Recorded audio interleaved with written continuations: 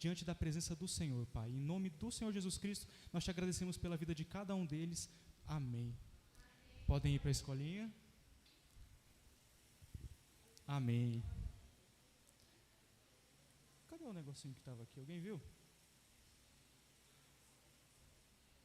Dá ele para mim, irmão. Irmã.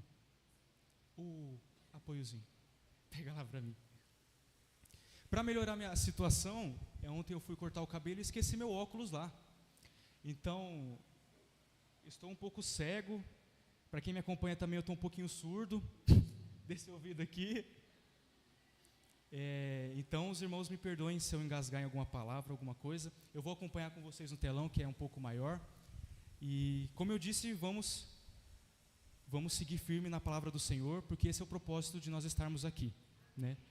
O culto gira todo em torno deste momento aqui, que é quando a gente recebe o que o Senhor tem para nós. Até então a gente entregou ao Senhor. Quando você orou na abertura, você entregou a Ele. Quando você cantou, você entoou louvores a Ele. É agora o Senhor que vai falar com você. E a nossa esperança é que essa palavra quebrante o nosso coração, porque é a palavra do próprio Senhor.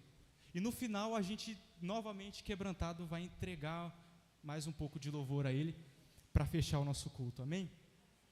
Então vamos ler Mateus 13, do 1 ao 9, uma parábola bem conhecida também dos irmãos. Mateus 13, do 1 ao 9. Naquele mesmo dia, Jesus saiu de casa e sentou-se às margens do lago. Ao seu redor reuniu-se uma grande multidão, de modo que ele entrou em um barco e sentou-se nele. Ao povo reunido na praia, Jesus falou muitas coisas por parábolas, dizendo: o semeador saiu a semear. Enquanto ele semeava, uma parte caiu à beira do caminho, e as aves vieram e a comeram. Outra parte caiu em terreno pedregoso, onde não havia muita terra, e logo brotou, porque a terra não era profunda. Mas, quando saiu o sol, a planta se queimou e secou, porque não tinha raiz. Outra parte caiu entre os espinhos, que cresceram e sufocaram a planta. Outra ainda caiu em boa terra, e deu boa colheita, de modo que produziu 100, 60 e 30 vezes mais. Aquele que tem ouvidos, ouça. Irmãos, nessa altura do campeonato, o ministério de Jesus já tinha crescido bastante. Só uma coisa, irmãos, eu não tenho o costume de pregar andando igual o pastor Sandro, né? Já tentei, mas eu não consigo, eu prego aqui paradinho. E isso é característica de cada um tem uma forma de ministrar, de pregar. Mas vamos lá que Deus vai me dar misericórdia e a graça dele, amém? A palavra dele. Então, nessa altura do campeonato, Jesus já tinha expandido o seu ministério numa escala até que muito grande. Várias pessoas já conheciam Jesus, já tinham ouvido falar de Jesus, os milagres de Jesus já estavam sendo expandidos, as pessoas já estavam indo até ele para ser curadas, e com isso, e com as palavras dele, que são palavras de outro mundo, literalmente, porque ele veio do Pai, com isso muitas pessoas começaram a se reunir junto dele. A palavra nos fala que é uma grande multidão que começa a ir até Jesus. E qual que é a motivação dessa multidão? Qual que é o propósito do coração dessa multidão? A gente pode citar algumas coisas. Talvez tinham pessoas ali com esperança de Jesus ser o Messias. O povo judeu daquela época vivia com essa esperança, esperando que um Salvador viesse até eles, que um homem nascido de uma mulher salvasse eles do Império Romano, ou salvasse eles do pecado. Então o povo daquela época, eles tinham uma esperança muito grande de que alguém viria para salvar eles. Então, com certeza, no meio daquelas pessoas, tinham pessoas que estavam dizendo: este é o Messias, essa é a nossa esperança, essa é a nossa esperança. Ele é aquele que nós tanto esperávamos e confiamos que ele veio para nos salvar. Talvez no meio daquelas pessoas, tinham pessoas que estavam procurando a solução dos seus problemas, para suas doenças. A gente vê quantas pessoas ali naquele meio eram paralíticos, leprosos, cegos, mancos, coxos. E talvez a única motivação que eles tivessem para estarem ali era a doença deles. Eles ouviram falar de que Jesus podia curar eles, e eles foram motivados a ir até Jesus para que eles fossem curados. Se você está com uma doença, se você está com alguma enfermidade, e você sabe que tem alguém que pode te curar apenas dizendo ou colocando a mão, é lógico que você vai ir até lá. Com certeza você vai ir até lá. Então, provavelmente naquela multidão também tinham pessoas com essa intenção de serem curadas, de serem saradas. Também tinham pessoas ali com curiosidade, talvez? Provavelmente. Ouviram falar de alguma coisa, ouviram pessoas se ajuntando. Quando um carro bate, a primeira coisa que os vizinhos fazem? Sai para ver o que aconteceu. Provavelmente aconteceu a mesma coisa aqui. As pessoas estavam nas suas casas, começaram a ver a multidão indo, pessoas se aglomerando. Mas o que é isso? O que está acontecendo? E elas estavam ali por curiosidade somente pela multidão, levadas pela multidão. E também as más intenções. Tinham pessoas ali com más intenções. Os fariseus, os escribas, eles estavam ali querendo saber quem é Jesus, mas não de uma forma boa. Eles queriam saber Jesus para crucificar ele, para prender ele. A gente vê isso ao decorrer da história. Jesus foi uma pessoa, e é uma pessoa, que quebrou padrões da época. Então, mexeu com muita estrutura ali, mexeu com muita coisa. E muitas pessoas ali estavam com más intenções também. E a primeira coisa que eu quero perguntar para vocês, para a gente já começar a pensar um pouquinho, qual que é a sua intenção hoje aqui? Na época tinha uma multidão, tinha muitas pessoas juntas ali, e cada um tinha o seu propósito, cada um tinha a sua intenção de coração. Qual que é a sua aqui hoje? A gente está longe de estar numa multidão, e muito longe de ter um Jesus aqui na frente. Mas a palavra dele está sendo ministrada, e você é o povo que ele chamou. Vocês são o povo que ele chamou, vocês são a igreja de Cristo, nós somos o corpo do Senhor Jesus Cristo. Nós hoje estamos aqui representando aquela multidão na época, ouvindo as mesmas coisas que ele disse. Não sou eu que disse o que a gente leu ali, não sou eu que inventei, não fui eu que criei. É a palavra do Senhor Jesus Cristo. Então se faça essa pergunta para a gente iniciar. Qual que é a sua intenção? Qual que é o propósito do seu coração? Talvez você teve aquele almoço maravilhoso, que eu tenho certeza, esteve com a sua família, dando bastante risada. E aí, por que você saiu da sua casa, nesse momento? Das 7 até as 9, 9 e pouquinho, para que você veio? Eu sempre faço essa pergunta, se vocês vão separar, sempre que eu vou falar alguma coisa aqui, eu faço essa pergunta. Porque a gente tem perdido o real propósito do culto ao Senhor Jesus Cristo. A gente tem perdido o real sentido de estarmos aqui nessa noite. Ao passar do tempo, virou uma rotina, virou um costume. Você vem porque os seus pais vêm, ou você vem porque fica chato se você não vier, o irmão vai te ligar. Tem muita gente aqui que queria estar na sua casa, ou praticamente todo mundo queria estar na sua casa agora. Mas a gente está aqui. E qual é o propósito de estarmos aqui? Então, Jesus está com essa multidão, rodeado por uma multidão, mas a proporção dessa multidão, às vezes é maior do que a gente imagina. Era uma multidão tão grande, que Jesus não conseguia comer. Jesus e os discípulos, eles não conseguiam jantar e almoçar, porque tinha muitas pessoas em volta dele ali, perguntando, tocando ele, pedindo. Então ele não conseguia nem almoçar, nem comer, nem fazer sua refeição, de tantas pessoas que tinham ali. Mas eram tantas pessoas, era uma quantidade tão grande, que Jesus teve que sair da casa que ele estava, porque não estava cabendo mais todo mundo ali. Pensa nesse lugar, nesse salão que é relativamente pequeno. Tanta gente, mas tanta gente, que tem que ir lá para a rua. A gente está num número bom de pessoas aqui hoje, mas pensa em cada canto deste lugar aqui cheio de pessoas. Só que era tão grande, mas tão grande, que Jesus teve que sentar à beira do mar, igual a gente leu no primeiro versículo, para conseguir ver a multidão e falar com a multidão.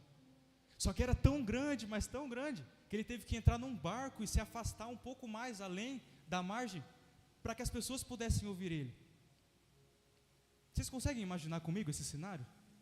Uma praia, pensa numa praia. Quem já foi ou quem já viu, imagina uma praia, e tantas pessoas que você tem que ir para além do mar, para conseguir conversar com aquelas pessoas, ver todas as pessoas, ou ter uma visão geral das pessoas. Esse é o cenário que Jesus está quando ele conta essa parábola.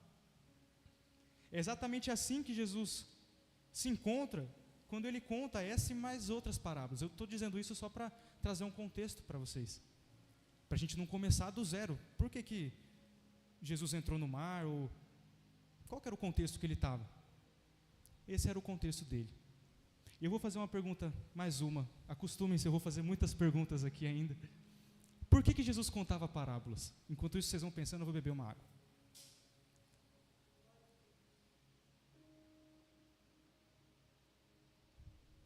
Por que o mestre, o rei dos reis, o senhor dos senhores, o nosso Deus, o nosso Jesus, filho do Deus vivo, contava parábolas? O que são essas histórias assim, com algo que acontecia no dia a dia? Eu tenho grande certeza que a maioria de vocês, ou praticamente todos vocês, vão responder assim: ele contava parábolas porque era fácil de entender, porque era algo que o povo conhecia. Então ele usava uma linguagem mais simples, porque o povo não tinha conhecimento também, era um povo menos estudado. Então ele usava uma linguagem mais simples, mais fácil de entendimento. Só que não, esse não é o propósito de Jesus contando parábolas. Se você pensava que era isso, pelo menos uma coisa você vai poder sair daqui dizendo: eu aprendi algo novo. O motivo de Jesus contar parábolas, acredite você ou não, era esconder a verdade. Jesus, que é a própria verdade, contava parábolas para esconder a verdade, para esconder aquilo que ele tinha que ensinar. Ao contrário do que a gente imagina, ele não estava contando parábola para ficar fácil de todo mundo entender. Ele estava escondendo a verdade, o ensinamento dele. E a gente vê isso na continuação do que a gente leu, Mateus 13, que a gente leu, a partir do versículo 10. Os discípulos aproximaram-se dele e perguntaram: por que fala ao povo por parábolas? Ele respondeu: a vocês foi dado conhecimento dos mistérios do reino dos céus, mas não a eles. Pois ao que tem, mais lhe será dado, e terá em grande quantidade, mas ao que não tem, até o que tem lhe será tirado. Por essa razão eu lhes falo por parábolas, porque vendo não veem, e ouvindo não ouvem nem entendem. Nele se cumpre a profecia de Isaías: certamente vocês ouvirão, mas jamais entenderão, certamente vocês verão, mas jamais perceberão. Pois o coração deste povo se tornou insensível, de má vontade ouviram com os ouvidos e fecharam os olhos. Se assim não fosse, poderiam ver com os olhos, ouvir com os ouvidos, entender com o coração, converter-se e eu os curaria. Jesus, ele selecionava as pessoas que ele queria que soubessem o que ele estava passando. Jesus faz acepção de pessoas, meus irmãos? Jesus faz acepção de pessoas? Então, como que ele selecionava essas pessoas? Como que ele fazia essa seletividade, essa seleção? Sabe quem tinha acesso ao conhecimento da parábola que ele contou? Quem ficava depois. Aqueles que tinham curiosidade, aqueles que estavam com má intenção, aqueles que só iam para saber o que Jesus estava fazendo, aqueles que só queriam um milagre, aqueles que só estavam lá pelo povo e iam embora. Mas os de verdadeiro coração ficavam para ver os bastidores, para ver a parte 2, para ver o que aquela parábola significava. Jesus contava parábolas para ver quem tinha um coração verdadeiro. Porque o entendimento de cada parábola que Jesus contou só é dado àquele que tem vontade, aquele que tem interesse, aquele que quer ter uma intimidade com o Senhor Jesus Cristo e está na mesa ali com Ele, onde ali Ele revela o que foi dito. Ele escondia a verdade, porque a verdade é preciosa, a verdade é um tesouro, Ele conta também. E Ele dá acesso somente àqueles que têm um coração disposto, um coração disponível. E você está com esse coração disponível? A intenção do seu coração hoje é a mesma intenção desses discípulos que perguntaram: por que parábola? Por que isso? O que quer dizer o semeador? O que quer dizer essas coisas? Ou você está aqui olhando para mim, olhando para o púlpito aqui, mas a sua mente está voando, está longe, né? Tem pessoas que estão aqui pensando no amanhã, pensando no depois, pensando no jogo, né? Felipe, o pessoal dos Corinthians aí do Palmeiras, está pensando no jogo talvez. Pessoas às vezes ficam olhando a mão, cutucando a unha. Eu não estou aqui para julgar ninguém, eu não estou aqui para observar ninguém, eu estou aqui para passar a palavra, irmãos. Mas é a verdade, a gente precisa entender isso. O primeiro passo, antes de começar essa ministração, é o coração de vocês estar aberto, estar disposto. Porque senão essa parábola não vai fazer sentido nenhum, e tudo o resto que Jesus disser não vai fazer sentido nenhum. Entenderam por que Jesus contava parábolas? Para esconder a verdade. E sabendo disso, tenha um coração aberto, tenha um coração disposto, para que você entenda essa parábola. Com base nisso, no coração, na intenção, e com a parábola do Senhor Jesus Cristo, eu trago como tema para essa mensagem, os tipos de coração dentro da igreja. Ou, um melhor título seria, os tipos de corações dentro da comunidade da fé. A gente sabe que a igreja ela é formada por nós, só que tem uma parte da igreja que é o corpo de Cristo realmente. Essa parte é santa, essa parte é pura, essa parte não tem pecado. Então, a gente não pode selecionar tipos de corações ali, porque é um só coração ali.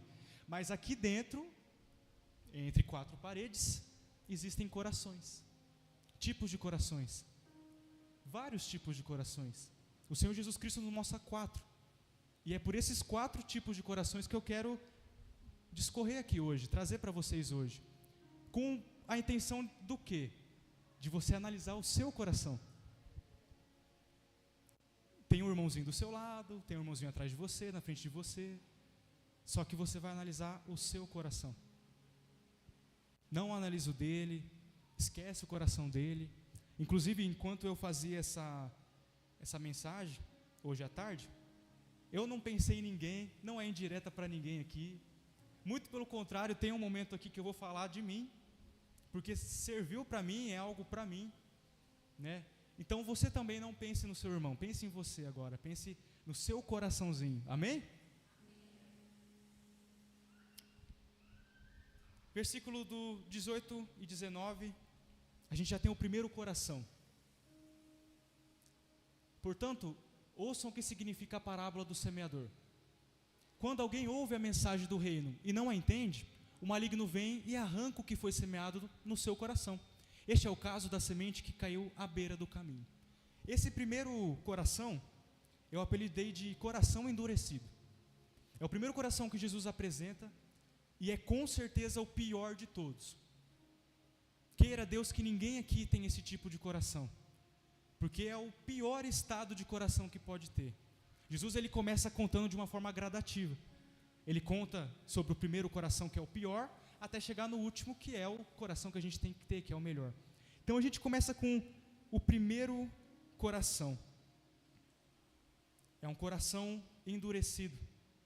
A semente significa a palavra de Deus, isso não é novidade para ninguém. E o coração é o nosso terreno aqui na parábola.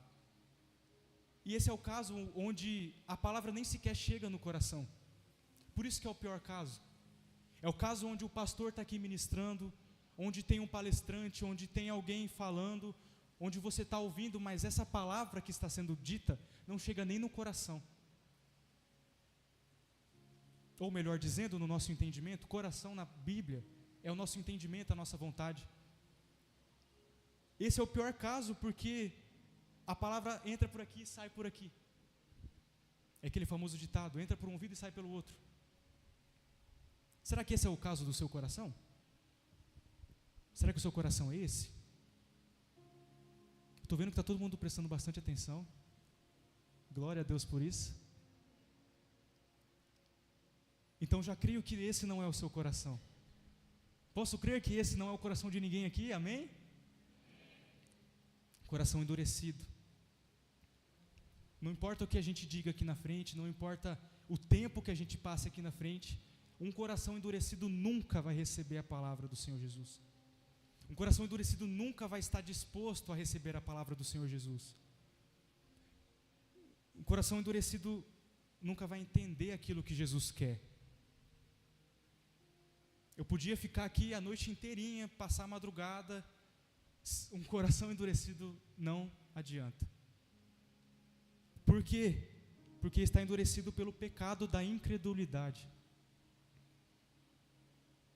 O nosso coração, ele é endurecido pela incredulidade, ou seja, por não crer no Senhor Jesus Cristo, por não acreditar nele e por não confiar nele.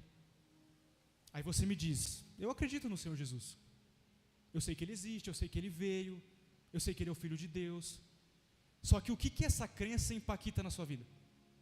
Qual o impacto de crer em Jesus na sua vida?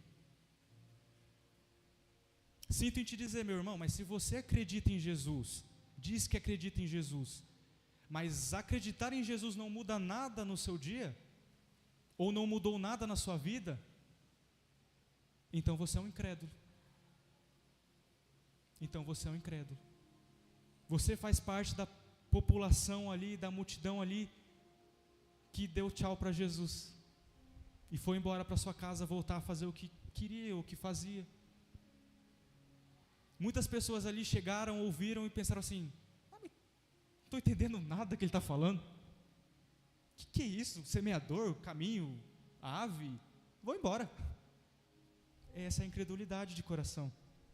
Esse é o coração endurecido.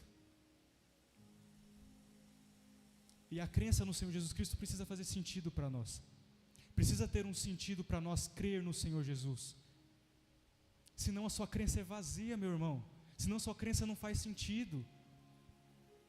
Pelo contrário, se você fala que você é cristão, você fala que acredita no Senhor e vive contrário ao que é o Senhor Jesus Cristo, você está denegrindo a imagem do Senhor. Você concorda comigo?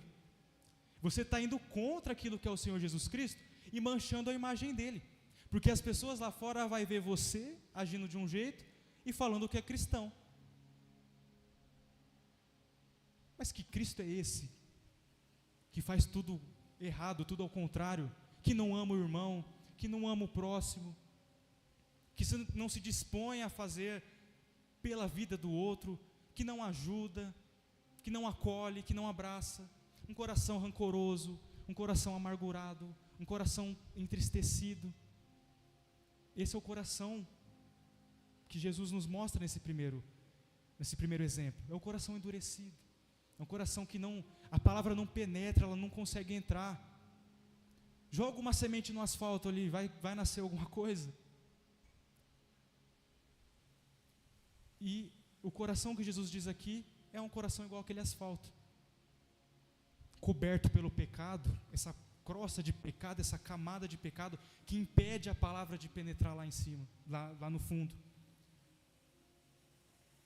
Também por isso eu iniciei o culto falando sobre reconhecer o pecado, sobre entender o seu pecado, porque a palavra só faz sentido e só entra no coração quando o pecado sai de cena, quando o pecado deixa de fazer sentido, e quando o pecado não faz parte mais. Amém?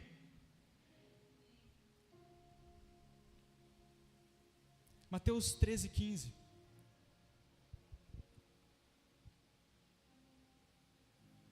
Pois o coração deste povo se tornou insensível, de má vontade, ouviram com os ouvidos e fecharam os olhos. Se assim não fosse, poderiam ver com os olhos, ouvir com os ouvidos, entender com o coração, converter-se e eu os curaria. Pois o coração deste povo se tornou insensível. Insensibilidade ao Espírito Santo. A realidade de muitos, a realidade da igreja atual. Quinta-feira a gente conversava aqui na intercessão sobre como a igreja está fraca, está morna, como a igreja está insensível. Me perdoe, irmãos, mas você vem para o culto e fica assim, ou assim, ou você fica olhando para o teto, olhando para as lâmpadas, não vê a hora de sentar, procura o melhor lugar perto do ar-condicionado, está no momento do louvor, a palavra do Senhor está sendo cantada através do louvor, e você está disperso, você está insensível ao Espírito Santo, você não sente o Espírito Santo, você não percebe onde o Espírito Santo está, você não percebe quando o Espírito Santo está falando. E ele fala, meus irmãos, ele é uma pessoa, ele tem vontade, ele tem ouvidos, ele tem boca, ele tem sentidos, ele fala, o Espírito Santo fala, só que o coração endurecido é insensível ao Espírito Santo, não tem sensibilidade. Eu não estou falando só sobre chorar na presença do Senhor, de se alegrar, não estou falando de sentimento, eu estou falando de compreensão. Até quando a nossa igreja vai ser uma igreja fria? Até quando a comunidade da fé vai ser uma igreja que não abala as portas do inferno? Até quando a comunidade da fé não vai ter influência nenhuma no mundo lá fora? Lembre-se que eu estou falando dos tipos de coração da comunidade da fé. E eu faço parte da comunidade da fé, eu estou falando para mim também. Até quando essa igreja vai ser uma igreja vazia do Espírito Santo? Tem algumas cadeiras vazias ainda. Mas o que adianta preencher com pessoas e continuar vazia? Vazia do Espírito Santo. O que adianta a palavra ser pregada, a palavra da verdade? O que adianta o irmão Cleverson escolher os melhores louvores, os louvores mais bonitos? Vieram os pregadores mais bonitos aqui. Bonitos não. Os pregadores mais inteligentes. O que adianta a gente mudar a estrutura, colocar um monte de coisa e a igreja continuar vazia? Do Espírito Santo. Você consegue entender se essa igreja é uma igreja cheia do Espírito Santo ou não? Dá uma pensada aí. A comunidade da fé é uma igreja cheia do Espírito Santo? Não estou criticando a minha igreja, eu amo essa igreja. Faz mais de 2 anos que eu estou aqui. Deus seja louvado porque eu vim para cá. Mas eu quero que você desperte a sensibilidade no Espírito Santo e comece a perceber se você é cheio do Espírito Santo ou não.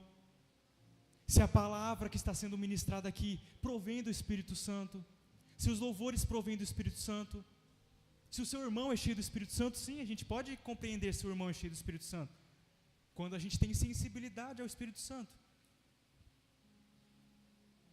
Você precisa ser sensível ao Espírito Santo, a voz do Espírito Santo. Ele fala o tempo todo, ele fala através da criação, enquanto você está lá lavando a louça, lavando o carro, lavando a roupa, varrendo o chão, estudando, ele está falando com você. Só que você precisa abrir o seu coração, precisa quebrar esse coração endurecido, para que o Espírito Santo faça sentido para você, e você comece a entender o que ele está querendo dizer com você. Não tem nada mais maravilhoso do que viver cheio do Espírito Santo.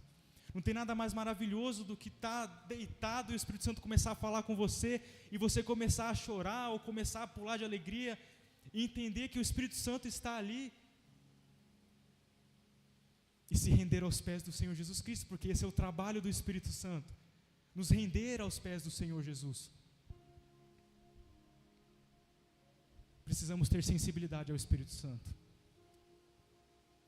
Eu nem escrevi isso aqui, estou falando agora. A comunidade da fé precisa ser uma igreja cheia do Espírito Santo, onde existem corações cheios do Espírito Santo, onde existem adoradores que adoram em espírito e em... porque esses são os adoradores que o Pai procura. A comunidade da fé precisa ser uma igreja onde o momento do louvor seja um momento de adoração mesmo, não um show, não um momento de mídia, onde você vem aqui para assistir quem está cantando aqui na frente. A comunidade da fé precisa ser uma igreja onde existem pessoas que adorem o Senhor Jesus Cristo. E meus irmãos, se não for você, o Senhor vai trazer gente para cá. Se não for você cheio do Espírito Santo, a gente ora e intercede para que o Senhor mande pessoas cheias do Espírito Santo aqui, porque a obra do Senhor não pode ficar parada. A obra do Senhor não pode ficar estagnada, ela é contínua, ela cresce. O reino dos céus, a gente falou na parábola, na célula da semana passada, o reino dos céus ele é contínuo, ele cresce, ele vai continuando a sua missão aqui nessa terra. Jesus iniciou lá há 2000 anos, mas ele continua crescendo como se fosse um trem a vapor. Mas que seja você, meu irmão, essa pessoa cheia do Espírito Santo, esse verdadeiro adorador, que seja você. Que seja você, amém? Vamos para o segundo coração, versículo 20 e 21. Quanto à semente que caiu em terreno pedregoso, este é o caso daquele que ouve a palavra e logo a recebe com alegria. Contudo, visto que não tem raiz em si mesmo, permanece pouco tempo. Quando surge alguma tribulação ou perseguição por causa da palavra, logo a abandona. E esse é o coração que eu chamei de o coração desestruturado. É o segundo caso onde Jesus está contando aqui sobre a realidade de corações ali. O primeiro é o coração endurecido e o segundo é o coração desestruturado. Vamos analisar a característica desse terreno que Jesus conta aqui. Primeiro, é um terreno cheio de pedras, certo? É um terreno pedregoso, cheio de caco, de telha, cheio de coisa que não devia estar ali. E por causa disso, é um terreno que tem muitos espaços vazios. Guardem isso, é um terreno que tem muitos espaços vazios. Entre as pedras tem muita lacuna, tem muito espaço, tem muito vão que não está preenchido. Raciocinem comigo, pelo amor de Deus. Segunda característica deste terreno cheio de pedras: a água não permanece. Se você pegar uma vasilha e colocar um monte de pedra, na hora que você joga a água cai lá para o fundo no mesmo instante. Também por causa desses espaços vazios, a água não permanece. Se tem um pouquinho de terra, igual que é o caso que a gente viu, a água fica por um instante, fica por um momento, só que por causa das pedras, ela vai lá para o fundo, ela escorre e logo aquela terra está seca de novo. Guardem isso também. E terceiro, que a gente pode analisar desse terreno, as plantas não conseguem criar raízes, porque não tem uma estrutura firme nesse terreno. Tenta construir uma casa, aí tem o irmão, o João Vitor, que entende mais do que eu, no terreno de pedra, a casa fica em pé? Não fica. Planta uma árvorezinha, alguma coisa, num terreno que tem pedras, não tem como ficar estruturada, porque está cheio de pedras, essas pedras criam espaços vazios ali. E aplicando para nós, aplicando para a igreja, aplicando para o nosso coração, o que significa o terreno desestruturado? Primeiro, a gente viu aqui que o terreno cheio de pedras, ele tem muito espaço vazio. Uma pessoa que tem um terreno desestruturado é uma pessoa que não tem certeza do que está fazendo. É uma pessoa que não sabe exatamente o que ela está seguindo. É uma pessoa que não tem confiança plena e total no Senhor Jesus Cristo. Ela veio, ela está aqui, está dentro da igreja, estava na multidão, junto lá com todo mundo, só que ela estava meio perdida. Sem muita estrutura, sem muito conhecimento da palavra, sem muito entendimento. E às vezes não tem nem certeza da sua própria fé. Não tem certeza daquilo que acredita até mesmo. Porque tem muito espaço vazio, tem muita lacuna, tem muito buraco nesse coração. A vontade do Senhor Jesus Cristo é que a gente alcance maturidade nele. A plenitude do Espírito Santo, essa é a vontade do Senhor Jesus Cristo. Paulo fala isso. Só que um terreno pedregoso não tem como estruturar uma semente. Não tem como estruturar uma palavra. Se o seu coração é esse caso aqui, eu estou falando aqui agora para você, só que amanhã você já esqueceu.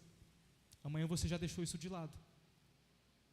Talvez você está entendendo aqui agora, cresceu uma plantinha, só que está com muita lacuna ainda, está com muito espaço, você não tem certeza, você não tem confiança no Senhor, você não tem estrutura no Senhor Jesus Cristo. Ele não é a rocha do seu coração, que faz o fundamento da sua fé, e aí amanhã você já se esquece disso.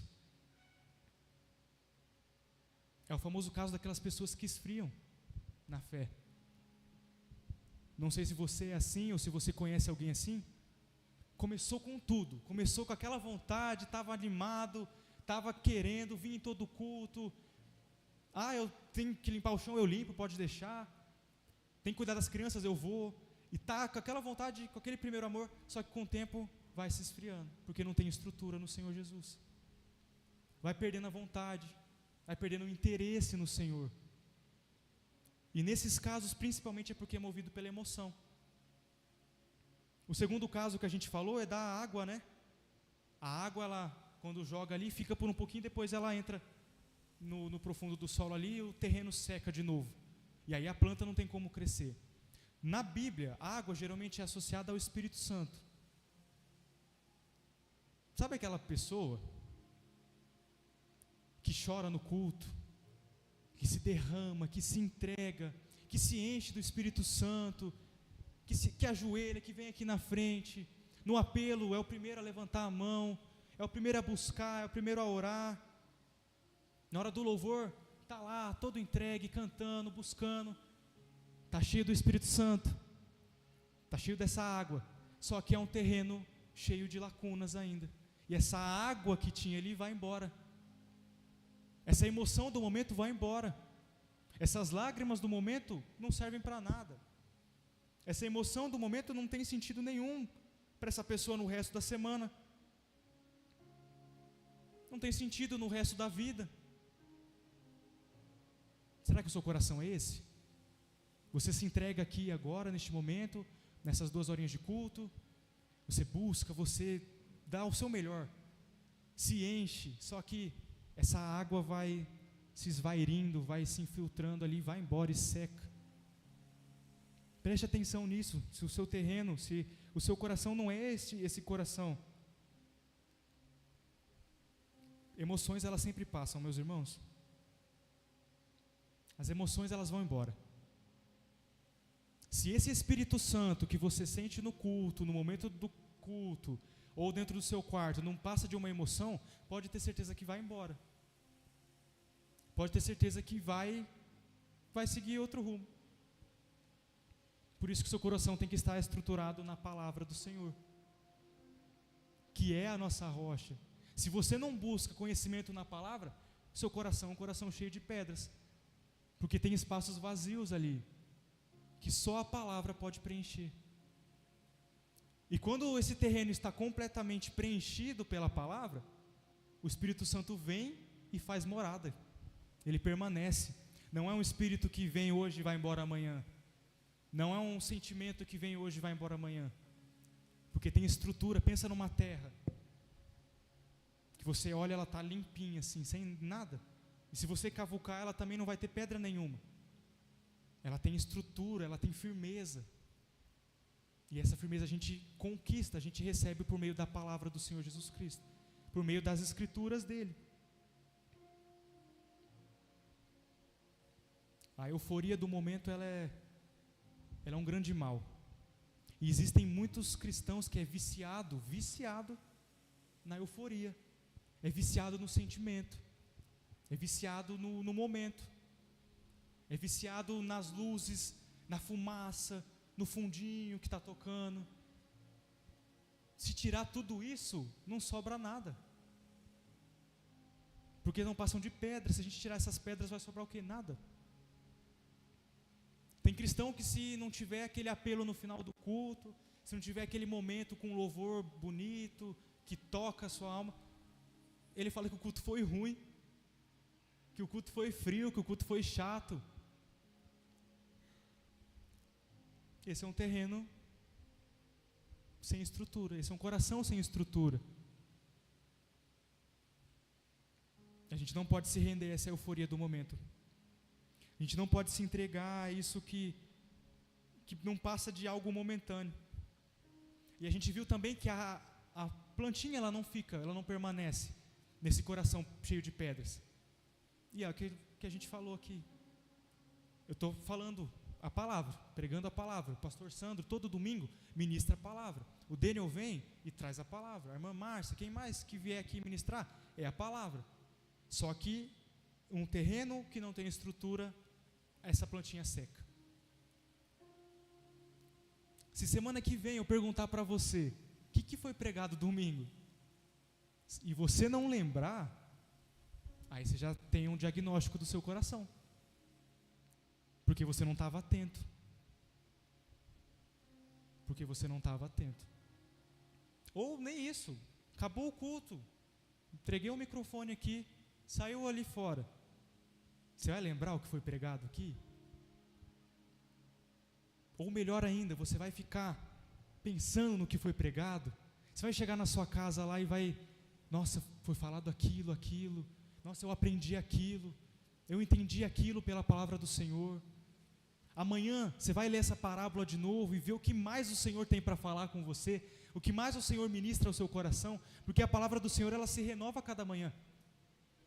Todo dia o Senhor tem algo novo para você pela palavra dele. Ou você vai chegar na sua casa e já vai esquecer tudo o que foi feito aqui hoje. E você vai seguir dia após dia, culto após culto, vivendo assim, esquecendo da palavra. Esse é o caso de pessoas inconstantes, que não têm uma constância na presença do Senhor. Colossenses 2, do 6 ao 7. Portanto, como vocês receberam Cristo Jesus, o Senhor, continuem a viver nele, enraizados e edificados nele, firmados na fé, como foram ensinados, transbordando de gratidão. O propósito do Senhor, depois que você conheceu ele, é que você permaneça enraizado nele. Amém? Terceiro coração, já está acabando. Versículo 22, de Mateus 13. Quanto à semente que caiu entre os espinhos, este é o que ouve a palavra, mas as preocupações desta vida e o engano das riquezas sufocam a palavra, e ela se torna infrutífera. Esse é o coração que eu chamei de coração disputado. Coração disputado. Pensa numa disputa aí.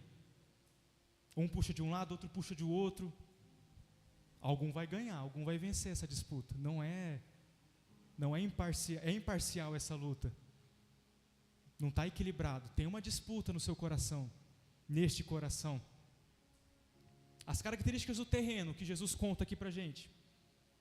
As plantas intrusas roubam os nutrientes da planta que foi plantada. Os espinhos, as ervas daninhas, aquelas pragas que estão ali indesejadas, sufocam a planta que foi plantada com interesse. A planta que foi plantada ali com um propósito. E os nutrientes são roubados, a água é roubada, o sol é roubado, o oxigênio, o gás carbônico é roubado. A planta daninha sufoca a outra planta e rouba o que deveria estar indo para esta planta. E para nós, e as pessoas, e para o nosso dia, e para a nossa atualidade, para a nossa realidade, são pessoas que recebem a palavra, entendem a palavra, até compreendem a palavra no começo, mas seu coração está cheio de coisas indevidas. Seu coração está sendo disputado por outras coisas que não é a palavra. Seu coração é completamente disputado. E eu vou te fazer uma pergunta. No meio do seu coração, no mundo que a gente vive, com tudo que você tem acesso, a palavra vence nessa disputa? Se no seu coração tiver mais alguma coisinha, a palavra vence? A palavra permanece? Ou a atenção vai para uma coisa, ou a atenção vai para outra. Ou seu coração está cheio de Cristo, ou seu coração está cheio de pecado. Ou seu coração ama o Senhor Jesus Cristo, ou seu coração ama este mundo. A gente tem que entender que a gente vive numa guerra. A gente não está isento, a gente não está no meio, a gente não está em cima do muro. Ou a gente está de um lado ou está do outro. Essa narrativa de uma pessoa em cima do muro que está entre um lado e outro, não tem. Ou você está ali ou você está aqui.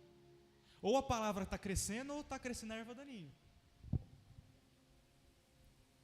Alguma coisa está vencendo o seu coração. Alguma coisa está sendo a sua prioridade. E consequentemente, alguma coisa está sendo o seu Deus.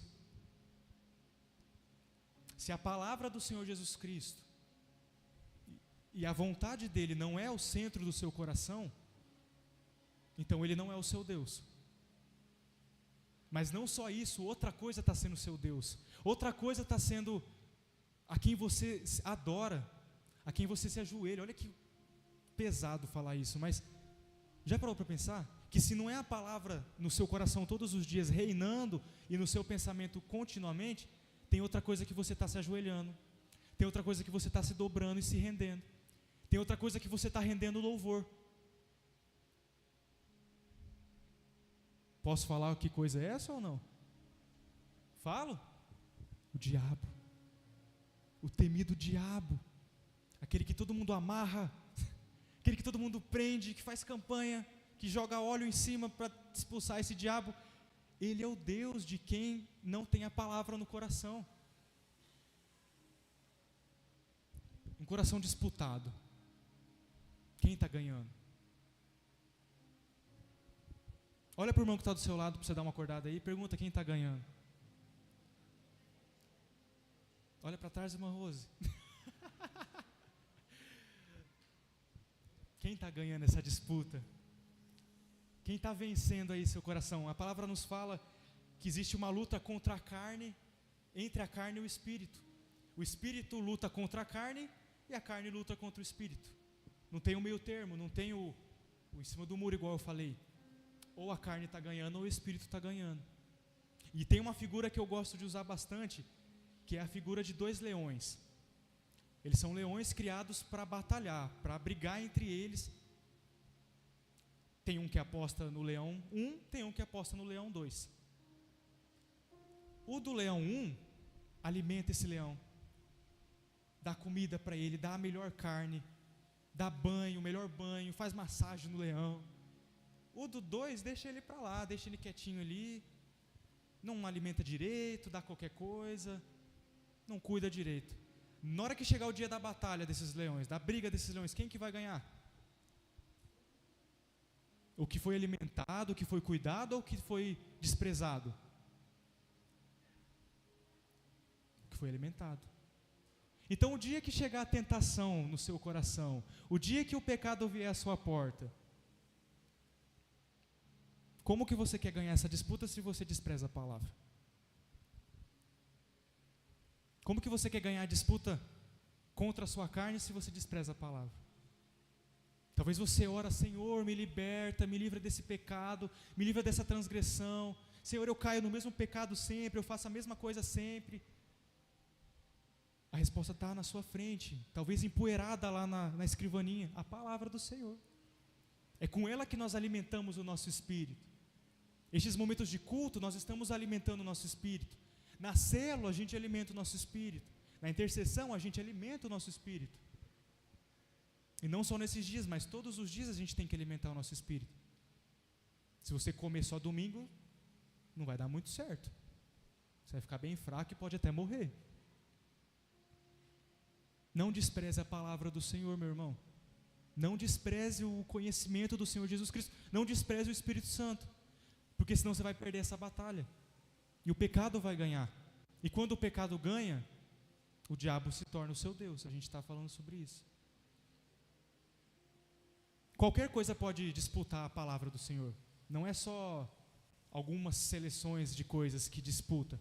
O celular disputa com a palavra do Senhor no seu coração todos os dias. As preocupações da vida disputam a palavra do Senhor no seu coração. A casa que você tem que comprar, o carro que você tem que arrumar, a comida que você tem que fazer, que tem que comprar, o mercado, tudo, as dívidas. Isso também toma o lugar do Senhor no seu coração, o lugar da palavra do Senhor no seu coração. As pessoas também podem roubar a palavra do Senhor do seu coração. Se a gente foca mais no nosso amigo, mais no nosso irmão, mais na nossa mãe, mais na nossa família, do que na palavra do Senhor, essa palavra já foi perdida. E essas coisas ganharam. E são coisas boas às vezes. A família é uma coisa boa, é um presente de Deus para nós. Só que se a gente dá prioridade, vira o nosso Deus. E a palavra não permanece. E aqui entra o caso que eu falei, né, sobre a minha vida. Essa semana voltaram minhas aulas. E aí eu comecei a ficar tão preocupado com as coisas, com a correria do dia. Eu tenho que estudar, eu tenho que fazer aquilo, eu tenho que pesquisar aquilo, eu tenho que ir atrás de um não sei o que e tal. E a palavra começou a ir sumindo. A lamparina foi se apagando. Até que teve um momento que eu parei e pensei, meu Deus, está tomando o lugar do Senhor no meu coração. Está sendo maior do que a tua palavra no meu coração. Então está errado. Volta. A gente precisa ter esses momentos de parar e analisar como está nosso coração, a nossa vida. Por isso que eu trouxe essa ministração para vocês. E a gente tem que fazer essa autoanálise. Senhor, será que eu estou colocando coisas, tanta coisa no meu coração, que a tua palavra está morrendo no meu coração? Mateus 6, 24.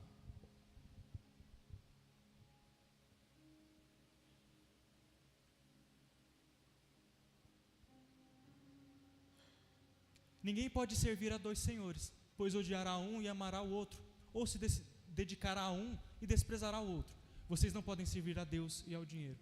Palavras do Senhor Jesus Cristo. Não tem como servir uma coisa e servir a outra. O seu coração vai dar prioridade para alguma coisa. Que esse não seja o seu estado. Um coração cheio de ervas daninhas que sufocam a palavra.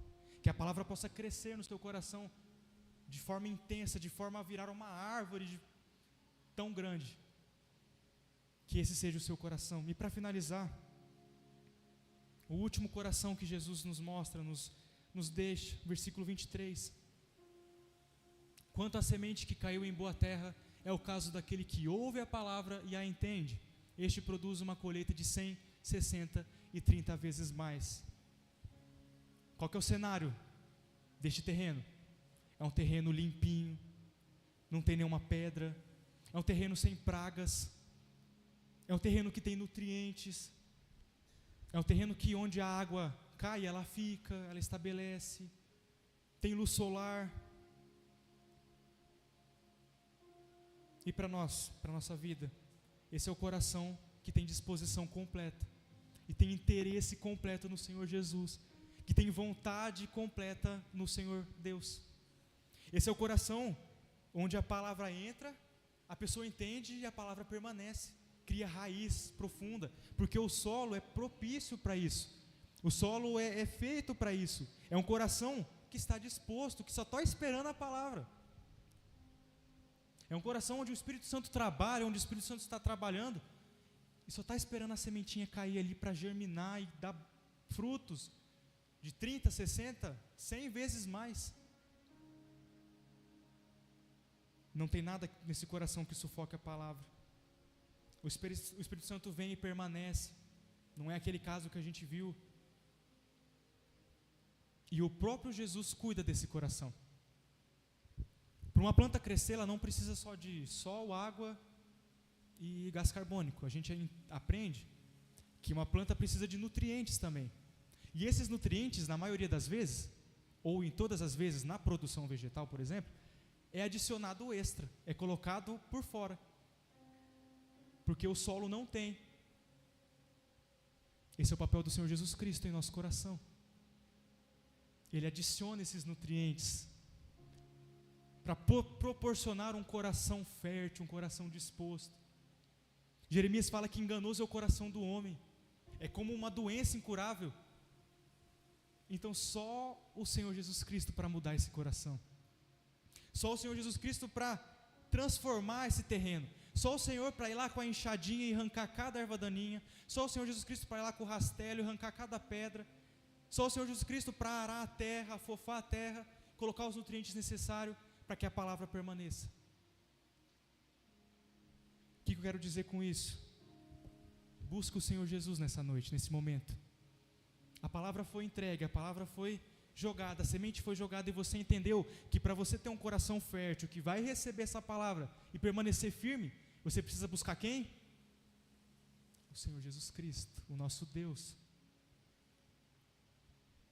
Talvez você venha aqui, igual a gente estava falando, não sente nada, não muda nada, o sono vence, a sua vida não tem diferença quando você sai daqui para fora. Busque o Senhor Jesus Cristo, porque Ele é a solução para essa terra. Ele é o agricultor que pode cuidar desse coraçãozinho. Nessa análise, eu tenho certeza que você analisou. Talvez você percebeu se você é um coração endurecido, um coração sem estrutura, um coração dividido. Entendendo isso, você pode buscar o Senhor e falar: Senhor, muda o meu coração. Senhor, meu coração é endurecido, quebranta o meu coração com a Tua palavra. Senhor, meu coração tem um monte de lacuna, de pedra, de coisa que eu não entendo. Às vezes eu não estou tão firmado na Tua palavra, eu não tenho fé suficiente. Tira essas pedras, Pai, e faz um terreno estruturado. Ou talvez as preocupações, as coisas tenham dividido o seu coração. Você fica entre uma coisa e outra e pende para outra coisa. Então diga ao Senhor: Senhor Jesus Cristo, tire isso do meu coração. Só o Senhor pode tirar. Ninguém aqui tem acesso ao coração, ao próprio coração, da forma que o Senhor Jesus Cristo tem. Ninguém aqui pode mudar o coração da forma que o Jesus Cristo pode. Então abra seu coração para Ele. Mostre para Ele o que tem dentro desse jardim, desse terreno. Talvez ele estava abandonado, o seu coração. Talvez era um terreno baldio lá jogado, cheio de lixo, cheio de coisa, cheio de praga.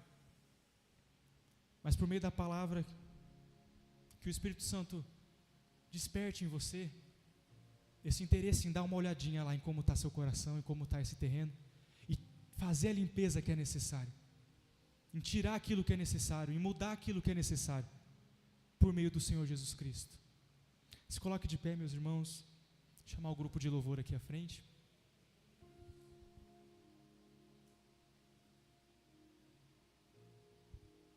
Não deixe essa palavra ir embora, meus irmãos. Não deixe essa palavra fugir do seu coração. Não deixe que o inimigo tire essa palavra do seu coração. Não deixe que as lacunas te impeçam de criar raízes na palavra do Senhor. Não deixe que nada deste mundo seja mais importante para você do que a palavra do Senhor Jesus Cristo. E no final de tudo, vamos buscar um coração fértil. Vamos buscar um coração disposto a viver o que o Senhor Jesus Cristo tem para nós. Vamos buscar um coração cheio da presença dEle. Feche seus olhos, comece a orar, comece a buscar esse Senhor Jesus.